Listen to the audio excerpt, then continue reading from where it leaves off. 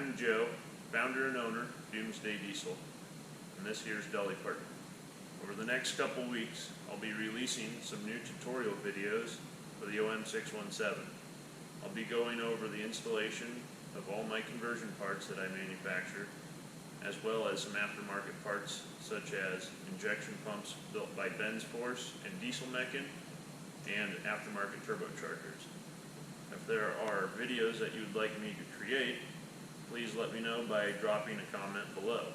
A lot of you have been asking for a tutorial video series on how to rebuild an OM617, and I can tell you that's in the works for 2020. For now, I'll be releasing some videos on how to install my parts on the motor itself, and then we'll dive in and go through an installation on a 1990 Toyota pickup. So if that's something that interests you, give me a subscribe below and stay tuned for a bunch of videos to come. Thank you.